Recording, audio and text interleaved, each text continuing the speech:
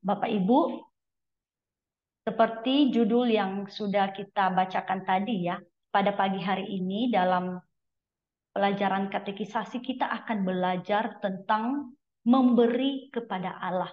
Nah, ketika kita berbicara tentang memberi kepada Allah di zaman kita sekarang ini, kebanyakan kita memberi kepada Allah berupa uang, uang persembahan kepada Tuhan. Akan tetapi ada juga di beberapa daerah yang memberi persembahan mereka kepada Tuhan berupa hasil dari ladang mereka atau hasil dari ternak mereka, dari hasil kerja keras mereka selama ini. Nah, contohnya saya ya, yang berasal dari Nias. Nah, ada juga beberapa jemaat Tuhan ya di gereja saya di Nias itu memberikan persembahan kepada Tuhan berupa apa? Berupa hasil panen mereka. Contohnya ya, ada jemaat Tuhan yang berladang, menanam padi.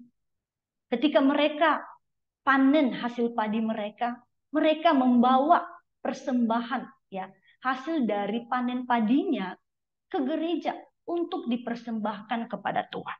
Ada juga yang berternak, nah, kebanyakan di sana berternak babi ya. Nah, ketika babi mereka melahirkan dan memiliki anak, mereka membawa ya mungkin satu atau dua ekor ke gereja untuk dipersembahkan kepada Tuhan. Di zaman sekarang, terutama di Kota Batam ini, kita ya lebih banyak memberi kepada Tuhan dalam rupa uang, uang persembahan. Di gereja kita sangat jarang ya, dan bahkan selama saya di sini tak ada ya yang membawa dari hasil panen, karena kita mungkin nggak berladang, tidak juga berternak, jadi kita tidak memiliki ini. Jadi apa yang kita miliki, kita hanya memiliki uang dari penghasilan kita setiap bulan, maka kita datang membawa persembahan kepada Tuhan. Kita memberikannya kepada Tuhan. Nah, masalah uang persembahan ini adalah hal yang sangat sensitif di dalam gereja. Kenapa dikatakan sensitif? Karena uang persembahan ini bisa menjadi sebuah permasalahan ya, di tengah-tengah gereja Tuhan, di tengah-tengah umat Tuhan. Jikalau tidak memiliki pengetahuan yang benar dalam hal memberi dan juga dalam hal mengelola uang semua persembahan yang telah diberikan jemaat Tuhan. Jadi sangat penting bagi setiap jemaat Tuhan memiliki perspektif atau pengetahuan yang baik tentang uang persembahan ini. Agar kita sebagai umat Tuhan bisa memberi dengan baik kepada Tuhan. Dan juga persembahan yang kita berikan itu bisa berkenan kepada Tuhan. Bisa diterima menjadi persembahan yang harum di hadapan Tuhan. Oleh karena itu, pagi hari ini kita harus memperhatikan firman Tuhan ini tentang memberi kepada Allah. Nah, sebelum kita masuk mendengarkan bagaimana kita harus memberi kepada Tuhan, nah, kita akan melihat dulu beberapa sikap-sikap umum orang Kristen dalam hal memberi persembahan. Nah, ada banyak orang Kristen ya, ketika mereka datang ke gereja, mereka memberi persembahan dengan berbagai motivasi, dengan berbagai dorongan di setiap hati masing-masing orang. Nah, ada orang yang memberi persembahan kepada Tuhan karena dia suka pendeta atau gembala sidang di gerejanya. Atau juga karena dia suka majelis gerejanya. Mungkin Bapak Pendeta atau majelisnya memperhatikan, selalu kunjungan, selalu memperhatikan dia ketika dia sakit. Jadi dia tergerak, dia suka. Oh, pendeta saya baik. Oh, majelis gereja saya baik. Baik orangnya. Maka dia terdorong, termotivasi untuk memberi persembahan kepada Tuhan. Ini sikap salah satu orang. Ada juga orang yang memberi kepada Tuhan karena apa? Karena dia melihat orang lain memberi persembahan, mau nggak mau dia harus memberi juga. Karena kalau dia tidak memberi, nanti orang lain berpikir lain tentang dia. Jadi daripada orang lain merendahkan dan berpikir hal-hal yang lain tentang dia, dia tergerak, termotivasi untuk memberi persembahan. Dan yang terakhir, ada juga orang yang memberi persembahan karena ketika dia datang beribadah, datang ke gereja Tuhan, atau persembahan dijalankan. Dan mau nggak mau, dia harus juga mengulurkan tangannya untuk memasukkan uang persembahan di dalam kantong persembahan yang sedang dijalankan. Nah, ini semua sikap-sikap orang Kristen dalam hal memberi persembahan. Dan sikap-sikap ini, motivasi ini adalah motivasi yang tidak benar dalam memberi persembahan kepada Tuhan. Jadi seperti apa motivasi atau sikap yang baik yang berkenan kepada Tuhan, yang diterima oleh Tuhan, agar persembahan kita ini tidak sia-sia, bisa benar-benar menjadi kemuliaan bagi Tuhan, menjadi hormat bagi nama Tuhan kita di surga dan diterima oleh Tuhan. Seperti apa kita dalam memberi persembahan kepada Tuhan? Nah, ada 3 prinsip Alkitabiah dalam hal memberi persembahan. Ada 3 hal yang harus kita pahami ketika kita memberikan persembahan kepada Tuhan. 3 hal ini harus benar-benar ada di dalam hati dan pikiran kita. Agar apa? Agar persembahan kita ini diterima oleh Tuhan. Jadi Bapak Ibu, setiap hari Minggu kan kita datang ke gereja Tuhan. Kita memberikan persembahan. Pertanyaannya, apakah kita memberikan persembahan itu dengan motivasi yang benar? Bagaimana kita bisa mengetahui motivasi kita? Hanya kita dan Tuhan yang tahu. Tuhan mengetahui isi hati kita, isi pikiran kita. Tuhan tahu segala sesuatu. Oleh karena itu sangat penting bagi kita memiliki prinsip yang Alkitabiah ini. Prinsip yang sesuai dengan kehendak Tuhan, keinginan Tuhan. Seperti apa kita harus memberi persembahan kepada Tuhan. Dan persembahan itu diterima baik oleh Tuhan. Jadi mari kita perhatikan 3 prinsipnya. Apa saja? Yang pertama, dikatakan kita harus mengetahui bahwa kita sendiri tidak punya apa-apa. Apa maksudnya? Kita baca di dalam 1 Timotius pasal 6 ayat 7 dikatakan, sebab kita tidak membawa sesuatu apa ke dalam dunia dan kita pun tidak dapat membawa apa-apa keluar. Apa maksudnya? Firman Tuhan ini mengajarkan kepada kita. Rasul Paulus memberitahukan kepada Timotius yang adalah pendeta muda di jemaat Efesus. Dia mau Timotius mengajarkan kepada jemaat dan juga dia mau pendeta muda Timotius ini mengerti hal ini. Mengatakan bahwa kita tidak membawa apa ke dalam dunia. Tidak membawa sesuatu apapun ketika kita datang ke dalam dunia, ketika kita lahir. Dan begitu pun ketika kita keluar, artinya meninggal dunia, meninggalkan dunia ini. Kita pun tidak membawa apa-apa. Dan seperti itu juga lah yang dikatakan Ayub tadi, yang kita bacakan tadi kan di pasal 1 ayat 21. Dengan telanjang aku keluar dari kandungan ibuku. Dengan telanjang juga aku kembali ke dalamnya. Jadi Ayub juga mau menyatakan, menyaksikan kepada kita. Dengan iman bahwa kita datang ke dalam dunia ini tanpa membawa apa-apa. Ketika kita lahir, kita tidak membawa bahkan sehelai baju atau kain dari tubuh kita. Kita tidak membawa apa-apa, tidak punya apa-apa ketika kita lahir. Dan begitu pun ketika suatu hari kita meninggalkan dunia ini, kita tidak membawa apa-apa. Ketika kita kembali kepada Tuhan di surga, kita pun tidak membawa apa-apa. Itu artinya kita manusia di dunia ini tidak memiliki apa-apa. Kita harus mengerti ini. Tapi pertanyaannya, lalu segala kepunyaan kita, harta benda kita, segala yang kita miliki sekarang ini itu milik siapa? Tuhan, ayo menyaksikan Tuhan yang memberi, Tuhan yang mengambil. Artinya apa? Segala kepunyaan kita itu sesungguhnya milik Tuhan, bukan milik kita. Kepunyaan Tuhan. Kenapa dikatakan kepunyaan Tuhan? Karena itu pemberian dari Tuhan. Tuhan yang memberikan kita rumah. Tuhan yang memberikan kita keluarga. Ayah ibu kita. Tuhan juga yang memberikan kita anak-anak. Dan Tuhan juga yang memberikan kita cucu-cucu. Tuhan juga yang memberikan kita pekerjaan. Jadi segala sesuatu yang kita miliki di dalam hidup ini adalah pemberian Tuhan. Datang daripada Tuhan. Karena datang daripada Tuhan, itu adalah milik Tuhan. Bukan milik kita. Nah, ini pengetahuan yang harus kita miliki setiap umat Kristen. Sebagai anak-anak Tuhan. Pengikut Tuhan Yesus. Kita harus menyadari apapun yang kita miliki sekarang ini. Keluarga, rumah kita, kekayaan kita, uang kita, cucu kita, semuanya itu adalah milik Tuhan, bukan milik kita.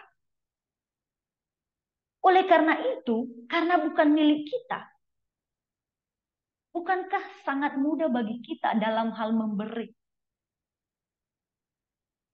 Bukankah sangat mudah bagi kita mempersembahkannya kepada Tuhan? Ketika kita memiliki pemikiran atau perspektif pengetahuan tentang hal yang kita miliki ini bukan milik kita, maka begitu mudah bagi kita dalam memberi persembahan kepada Tuhan. Tidak lagi hitung-hitungan dalam memberikan persembahan. Tidak lagi menjadi beban bagi kita dalam memberi persembahan kepada Tuhan. Karena apa? Karena semuanya ini adalah milik Tuhan. Harus kembali kepada Tuhan. Makanya dikatakan Tuhan yang memberi, Tuhan yang mengambil. Ayub menyadari apa yang dia miliki. Semua harta bendanya terbunuh. Ternaknya mati. Dirampas. Dan juga bahkan anak-anaknya juga mati terbunuh. Semuanya sudah mati terbunuh. Semua harta bendanya, ternaknya, anak-anaknya sekalipun telah mati.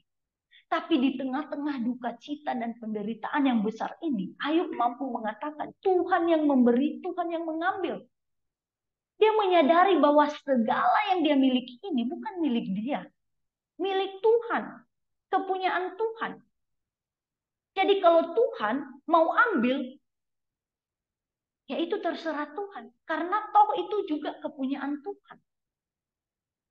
Bapak Ibu, kita harus melihat segala harta benda, kekayaan, apapun itu yang kita miliki adalah milik Tuhan. Maka dengan memiliki pengetahuan ini, kita sangat mudah dalam memberi persembahan. Kita dengan rela hati, dengan penuh sukacita memberikan persembahan kepada Tuhan. Kenapa? Itu milik Tuhan, kita kembalikan kepada Tuhan. Ini prinsip yang pertama. Yang kedua, prinsip yang kedua adalah kita adalah pengurus. Apa artinya? Nah, kita baca di dalam Roma 14 ayat 8 sampai 12. Dikatakan, sebab jika kita hidup untuk Tuhan. Dan jika kita mati untuk Tuhan. Jadi baik hidup atau mati, kita adalah milik Tuhan. Sebab untuk itulah Kristus telah mati dan hidup kembali. Supaya ia menjadi Tuhan baik atas orang-orang mati maupun atas orang-orang hidup. Nah, di sini Rasul Paulus mengingatkan jemaat di Roma. Ya, segala kepunyaan kita milik Tuhan. Karena semua ini milik Tuhan, jadi kita sebagai apa dong? Kalau semua yang kita miliki ini, harta benda, rumah, uang, anak-anak, cucu-cucu, semua ini milik Tuhan, lalu kita ini siapa? Rasul Paulus mengajar, kita adalah pengurus. Pengurus. Pengurus artinya apa? Orang yang dititipkan oleh Tuhan untuk mengurus segala sesuatu yang Tuhan sudah berikan ini. Nah, sebagai pengurus yang baik, kita harus bertanggung jawab atas segala hal yang sudah Tuhan berikan, yang sudah Tuhan titipkan kepada kita. Contohnya, sebagai pengurus yang baik, yang bertanggung jawab, Tuhan sudah memberkati kita dengan keluarga, anak-anak, dan juga cucu-cucu. Sebagai orang Kristen, memiliki pengetahuan bahwa ini adalah titipan Tuhan. Anak itu titipan Tuhan kepada kita. Cucu itu titipan Tuhan kepada kita. Kita hanya pengurus. Sebagai pengurus yang baik, kita harus mengurus keluarga kita dengan baik. Kita harus mengurus anak kita dengan baik, agar dia bisa bertumbuh menjadi anak yang berkenan kepada Tuhan. Anak yang mengenal Tuhan, mengasihi Tuhan. Kalau kita sudah diberkati dengan cucu, kita harus mengurus cucu-cucu kita dengan baik. Mengajarkan mereka tentang Tuhan Yesus. Agar mereka bisa menjadi pengikut Tuhan Yesus seperti kita. Kalau juga Tuhan sudah memberkati kita dengan apa? Dengan pekerjaan. Ya mari kita urus pekerjaan kita dengan baik. Bekerja segiat mungkin, sekeras mungkin. Supaya pekerjaan kita ini bisa selesai, bisa berhasil, bisa menghasilkan hasil yang baik, yang banyak untuk kemuliaan Tuhan.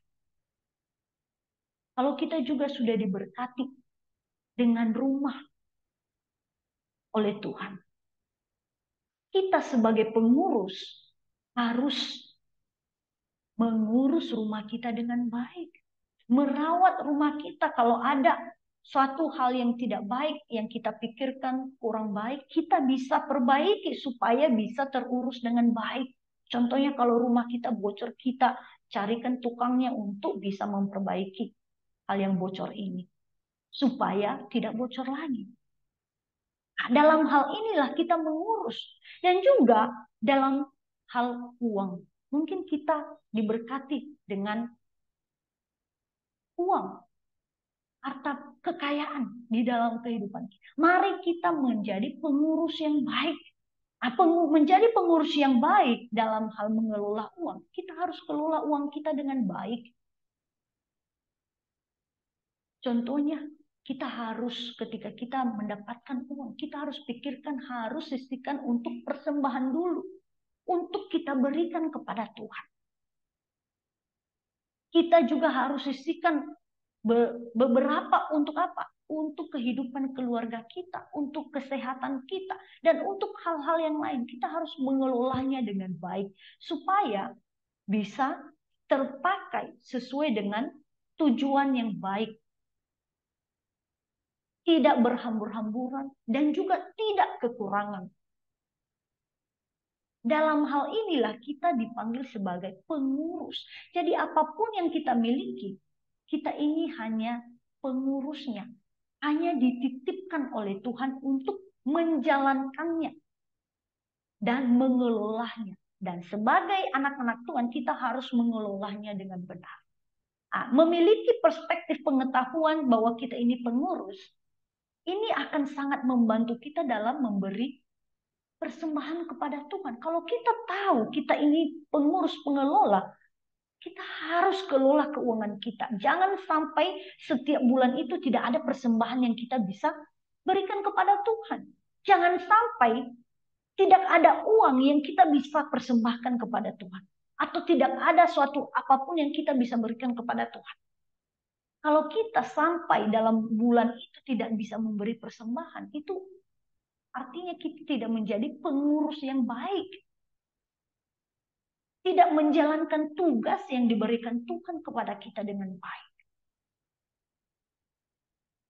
Jadi sebagai umat Tuhan, kita ini adalah pengurus. Dan segala yang kita miliki hanyalah titipan Tuhan kepada kita. Maka dengan memiliki pengetahuan ini, kita sangat dengan mudah bisa memberikan persembahan. Ini yang kedua. Yang ketiga, pekerjaan Allah harus didukung oleh umat Allah. Apa maksudnya? Di Kitab Para Rasul, Rasul Paulus mengajarkan, ya, pasal 20 ayat 35, dalam segala sesuatu telah kuberikan contoh kepada kamu, bahwa dengan bekerja demikian, kita harus membantu orang-orang yang lemah, dan harus mengingat perkataan Tuhan Yesus, sebab ia sendiri telah mengatakan adalah lebih berbahagia memberi daripada menerima. Pekerjaan Tuhan. Nah, kita setelah kita menjadi percaya kepada Tuhan Yesus, kita pasti akan bergabung dalam sebuah gereja.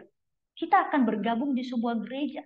Dan di gereja kita bisa mendengarkan firman Tuhan, bisa bertumbuh secara rohani, lebih mengetahui tentang Tuhan. Melalui apa? Melalui belajar firman Tuhan. Melalui Bapak Pendeta, hamba-hamba Tuhan yang mengajarkan firman Tuhan.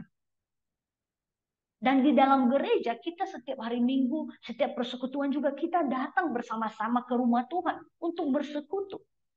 Nah, ini adalah pekerjaan Tuhan, pelayanan Tuhan. Nah, di dalam pekerjaan dan pelayanan Tuhan ini semua membutuhkan apa? Pembiayaan, membutuhkan uang. Pekerjaan pelayanan ini semua tidak akan berjalan tanpa adanya biaya. Tanpa biaya, pekerjaan pelayanan nggak akan berjalan, nggak akan lancar. Kenapa? Contohnya, kita datang persekutuan PUI kan, setiap hari Sabtu ada kalanya kita datang gereja. Kita akan beribadah di sebuah ruangan yang biasanya di ruangan kelas di hall bawah ya. Kita datang bersekutu. Dan di ruang kelas itu karena kita ramai, kita pasti hidupkan AC. Ya kan Bapak Ibu, kita hidupkan AC. Dan juga kita akan pakai listrik supaya nggak gelap. Supaya kita bisa melihat satu sama lain. Bisa melihat apa yang diajarkan dengan baik. Kita hidupkan listrik. Dan setelah itu juga kita akan pergi makan siang bersama. Dan kita juga akan dibawa dengan transportasi, dengan mobil, naik mobil ke tempat di mana kita akan makan bersama. Nah, semuanya ini butuh uang.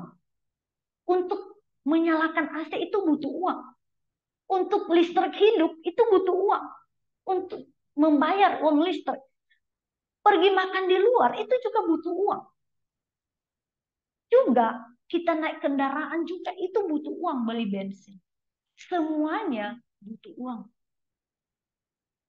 Pertanyaannya, biaya atau uang ini berasal dari mana? Didapatkan dari siapa? Firman Tuhan mengajarkan, pelayanan Tuhan itu harus didukung oleh umat Allah sendiri. Dari persembahan kita sendiri. Semua biaya dalam pelayanan itu diambil, berasal. Karena tidak mungkin biaya itu, uang itu diambil dari orang yang tidak percaya di luar sana. Atau kita kumpulkan sedekah dari mana. Tidak mungkin. Tuhan mau semua pembiayaan di dalam pelayanan pekerjaan Tuhan itu harus berasal dari umat Tuhan. Harus berasal dari jemaat Tuhan. Tidak bisa berasal dari orang lain di luar sana yang tidak beribadah di gereja itu. Harus dari jemaat Tuhan sendiri. Kita juga sebagai orang-orang yang sudah diselamatkan, orang-orang yang sudah merasakan betapa baiknya Tuhan itu. Sudah menyelamatkan kita dari penghukuman dosa-dosa kita. Sudah memberikan kita kesehatan. Sudah menitipkan harta benda kepada kita. Sudah memberkati kita dengan anak-anak, dengan cucu-cucu, dengan semuanya yang kita miliki. Masakan kita tidak ada hati mau mendukung, memberi persembahan kepada Tuhan untuk mendukung pelayanan Tuhan. Firman Tuhan mengatakan, kitalah yang bertanggung jawab atas semua pembiayaan di dalam pekerjaan gereja kita. Karena kita, anggota PUI ini, beribadah di gereja GAPI. Ya di gereja GAPI lah kita bertanggung jawab dalam semua pembiayaannya. Bukan hanya Bapak Ibu ya, bukan hanya anggota PUI saja yang bertanggung jawab. Semua jemaat yang beribadah di GAPI Batam. Komisi pria, komisi wanita, komisi muda-mudi, komisi remaja, komisi sekolah minggu. Semuanya ini komisi PUI, semua kita kerjasama. Dalam apa? Membiayai pekerjaan Tuhan ini, pelayanan Tuhan ini. Kitalah yang bertanggung jawab. Makanya kita bersyukur gereja kita tidak ada program untuk menggalang dana dari luar sana. Dari orang-orang yang tidak beribadah kepada Tuhan di gereja kita. Bahkan dari orang-orang yang tidak percaya. Kita bersyukur. Dan itu hal yang baik untuk tidak melakukannya.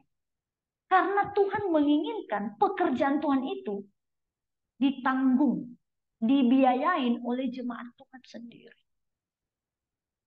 Jadi Bapak Ibu, ketika kita memiliki pengetahuan tentang hal ini, maka sangat mudah bagi kita memberi persembahan. Dan ketika kita memberi persembahan, kita harus memiliki pengetahuan ini.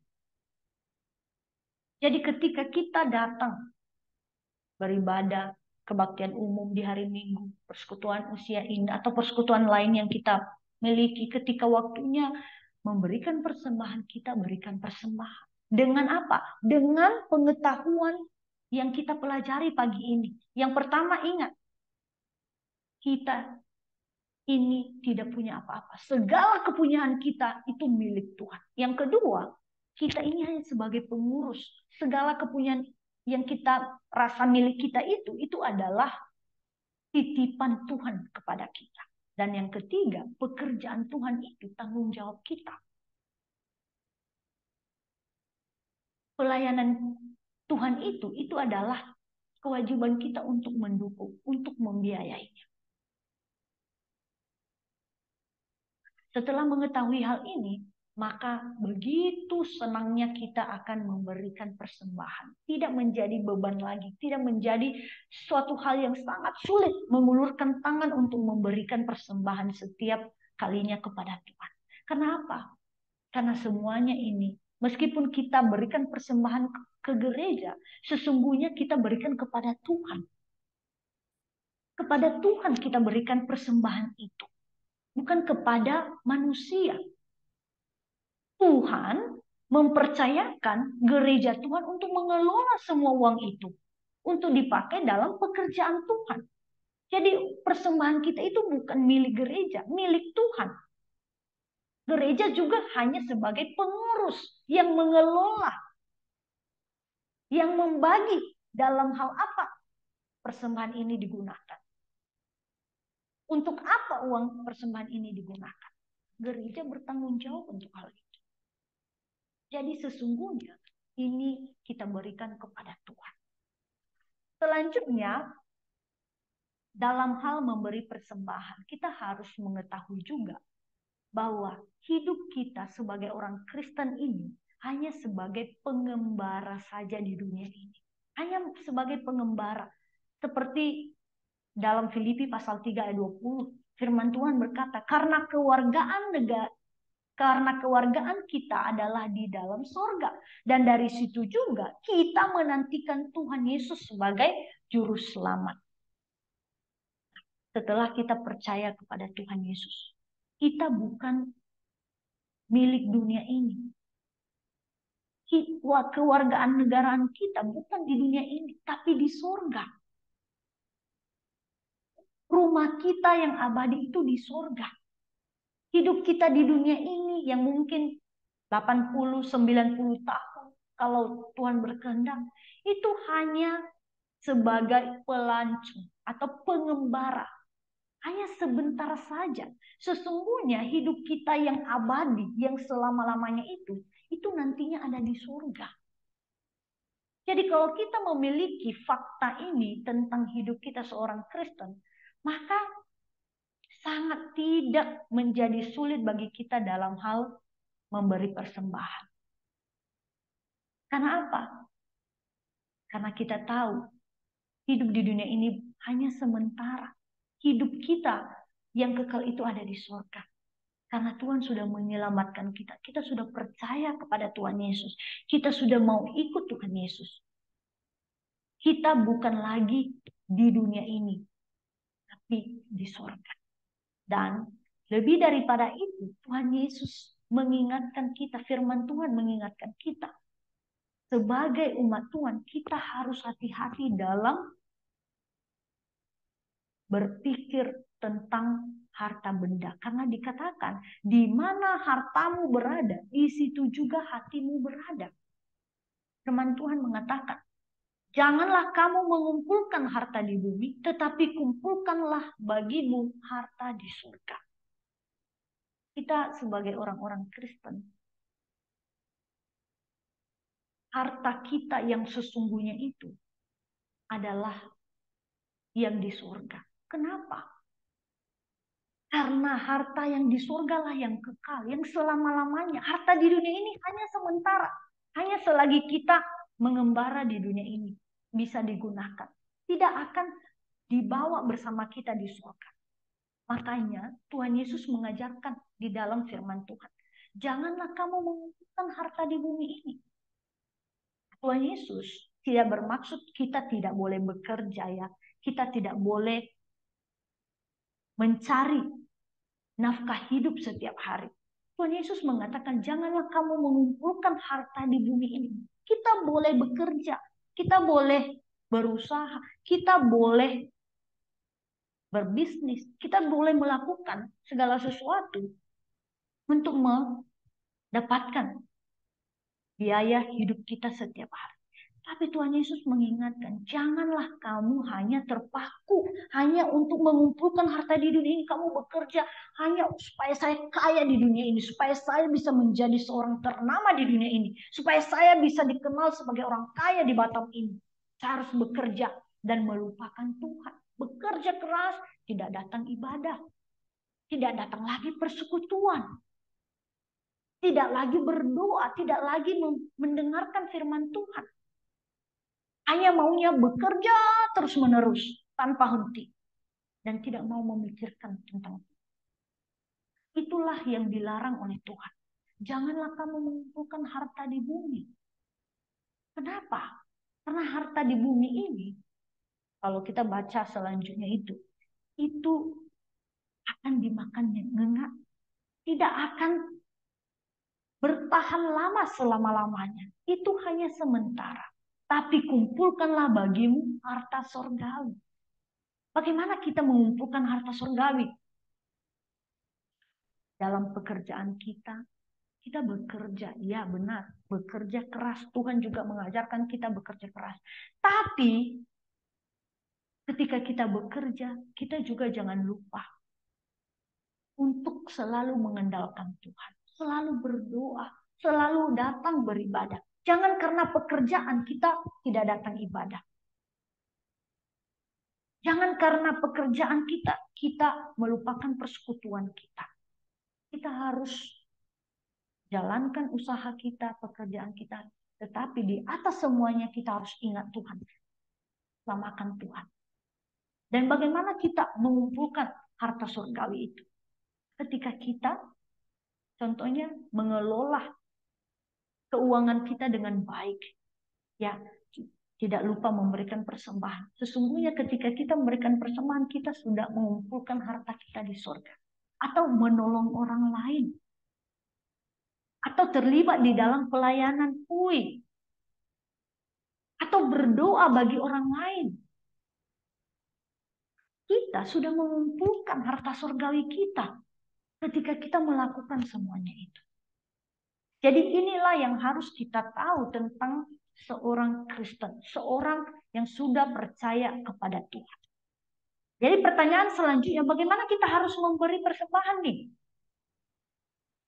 Persembahan yang dikehendaki Tuhan, pertama, perpuluhan.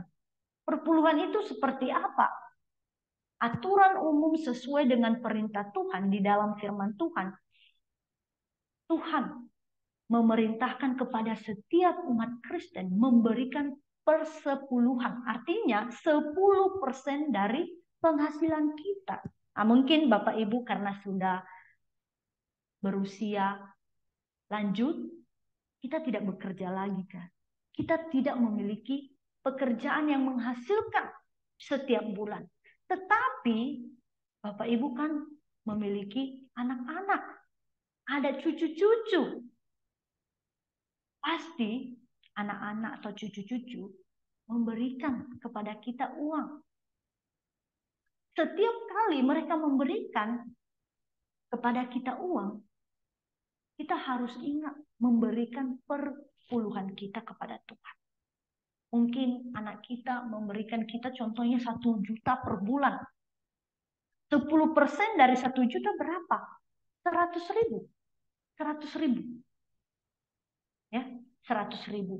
Jadi Bapak Ibu bisa memberikan 100.000 sebagai perpuluhan kita kepada Tuhan. Nah, perpuluhan tidak mesti berjumlah besar. Yang penting, yang paling penting yang harus kita tahu, 10% dari penghasilan kita, dari uang yang kita dapatkan setiap bulan. Tidak mesti perpuluhan itu sama. Contohnya Ibu Roma, perpuluhannya harus sama dengan Ibu Eko. Enggak mesti sama, karena penghasilan atau uang kita yang kita dapatkan setiap bulan itu beda-beda. Jadi tergantung seberapa kita dapatkan setiap bulan.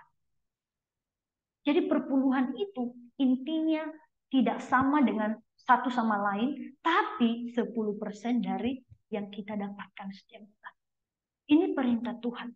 Di dalam Maliaki pasal 3 ayat 10 dikatakan, bawalah seluruh persembahan perpuluhan itu ke dalam rumah pembendaharaan, supaya ada persediaan makanan di rumahku. Dan ujilah aku, firman Tuhan semesta alam, apakah aku tidak membukakan bagimu tingkap-tingkap langit dan mencurahkan berkat kepadamu sampai berkelimpahan. Jadi ini perintah Tuhan. Bawalah seluruh persembahan persepuluhan. Tuhan meminta kita bukan 30% dari penghasilan. Tuhan hanya minta 10% saja. Kita kan yang selebihnya berapa persen? Yang menjadi titipan bagi kita itu 90% loh. Yang Tuhan minta untuk kita kembalikan kepada Tuhan itu hanya 10%. Lebih kecil daripada apa yang dititipkan pada kita. Jadi jangan lupa Bapak Ibu, walaupun kita sudah usiawan, jangan merasa saya nggak perlu lagi memberi perpuluhan. Kita perlu. Dan ini adalah perintah Tuhan. Tuhan mau kita memberi perpuluhan. Jadi mari kita memberikan perpuluhan 10%. Dan setelah itu persembahan syukur.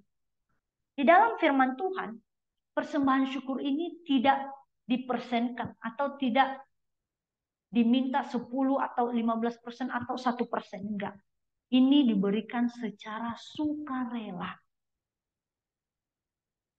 Sesuai dengan keinginan hati kita. Kerelaan kita. Sukacita kita dalam memberi persembahan. Tuhan mengatakan di dalam 2 Korintus 9 ayat 7. Hendaklah masing-masing memberikan menurut kerelaan hatinya. Jangan dengan sedih hati atau karena paksaan. Sebab Allah mengasihi orang yang memberi dengan sukacita. Jadi persembahan syukur. Perpuluhan dan persembahan syukur itu berbeda ya. Bapak Ibu jangan salah sangka. Nanti saya udah berikan persepuluhan. Jadi saya nggak lagi kasih persembahan setiap minggunya. Enggak.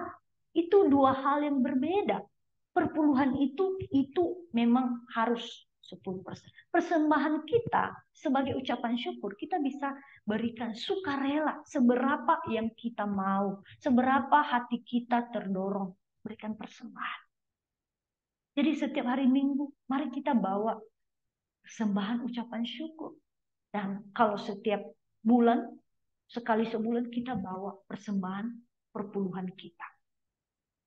Jadi dengan inilah kita bisa memberikan kepada kita. Contohnya juga di persekutuan PUI kan, kalau ada persekutuan PUI, mungkin ada waktunya kita mengumpulkan persembahan. Ya kita bisa berikan persembahan ucapan syukur. Itu persembahan syukur namanya. Persembahan kita kepada Tuhan. Berikan dengan sukarela. Seberapa yang kita bisa berikan. Jangan paksa orang lain kasih 100.000. Saya juga harus 100.000.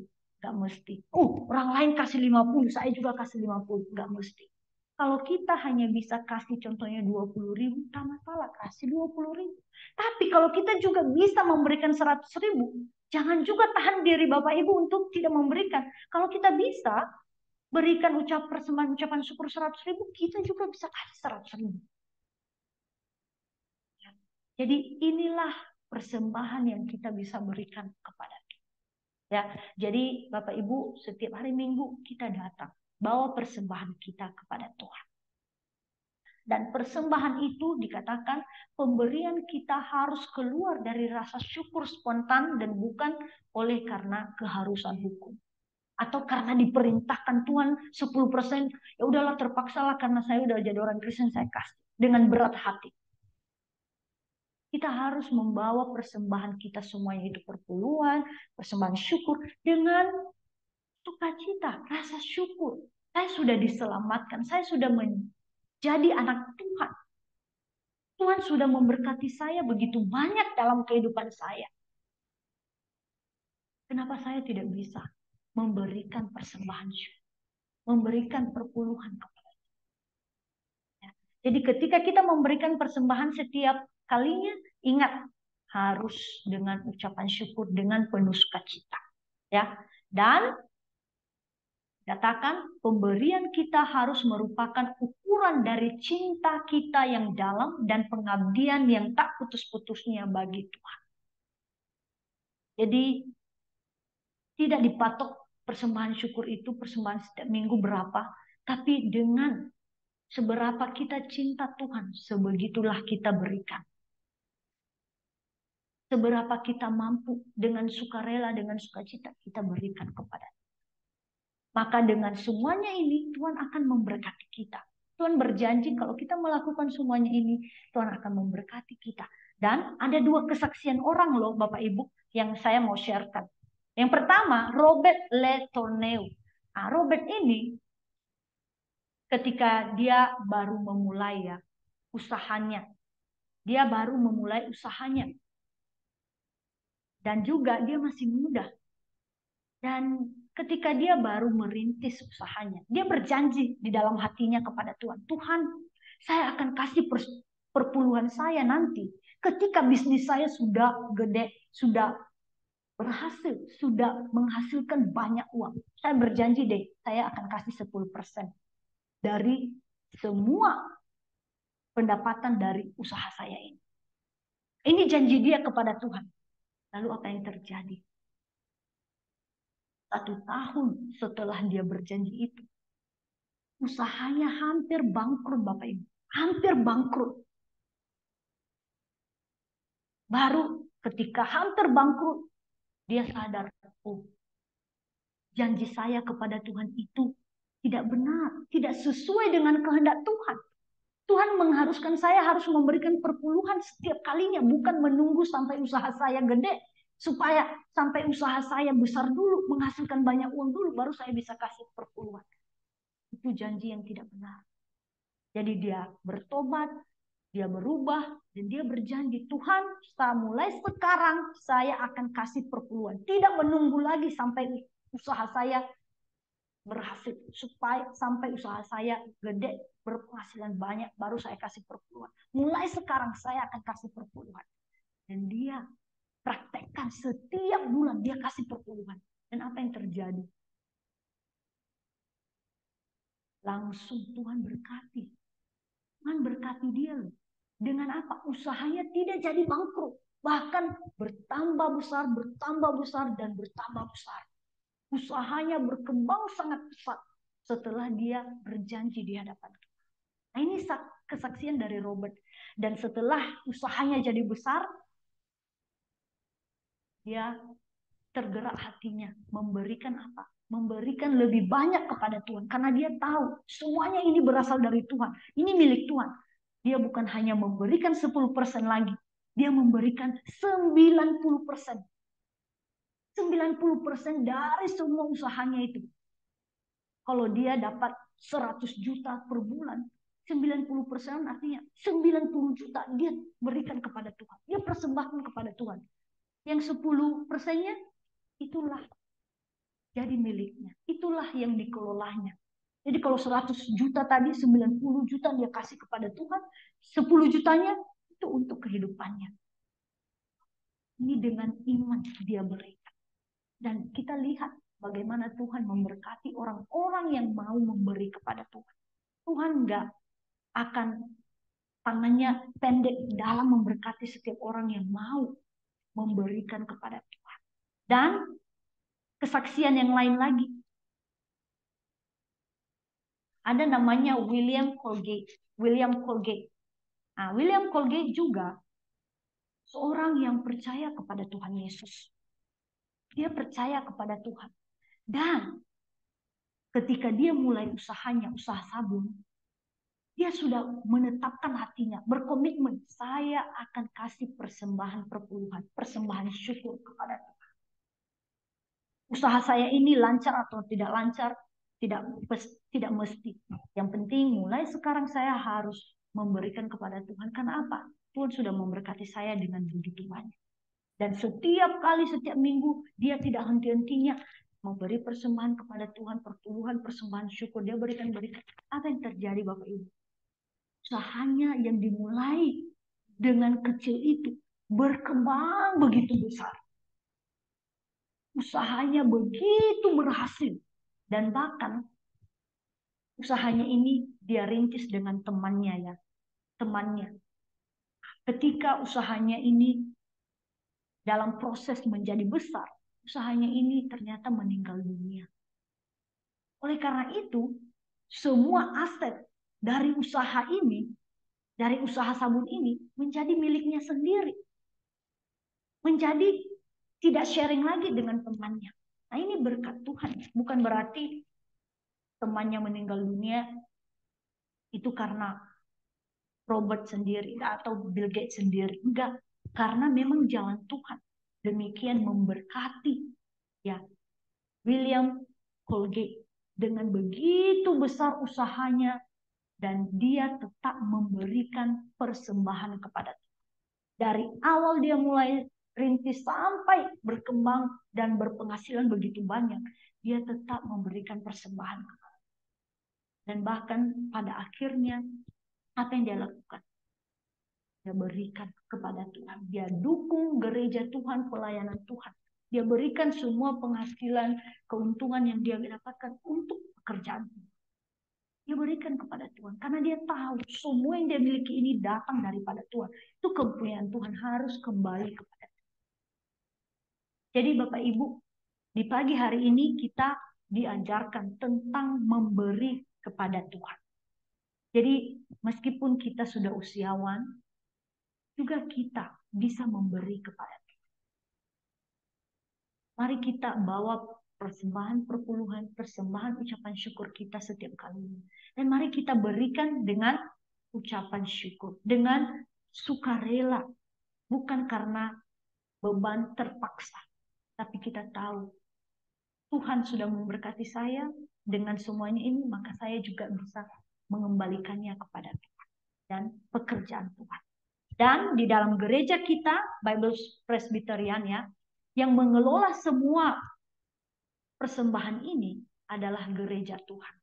Jadi kita berdoa kepada Tuhan. Kalau kita udah memberikan perpuluhan persembahan kita kepada Tuhan, kita berdoa. Tuhan berkati Bapak Pendeta, majelis yang mengelola semua persembahan ini. Kita doa supaya mereka bisa gunakan semua persembahan yang kita berikan ini untuk hal-hal yang baik, untuk pelayanan Tuhan yang baik, bukan untuk hal-hal yang tidak baik. Ya. Jadi kita doakan semua yang mengurus keuangan gereja kita, ya, supaya bisa dipergunakan dengan benar dan bisa benar-benar untuk kemuliaan nama Tuhan. Ya. Jadi Bapak Ibu, itu saja firman Tuhan yang kita dengarkan di pagi hari ini. Jadi setiap kali mari kita kasih persembahan kita dengan semua pengetahuan yang kita pelajari pagi hari ini, supaya persembahan kita diterima oleh Tuhan. Ya, kiranya Tuhan memberkati kita. Mari kita berdoa. Mari kita berdoa. Bapa di sorga, kami bersyukur untuk firman Tuhan di pagi hari ini. Mengajarkan kami bahwa segala sesuatu yang kami miliki di dunia ini Tuhan, harta benda kami, keluarga kami, pekerjaan kami, semuanya ini adalah milik Tuhan karena berasal daripada Tuhan.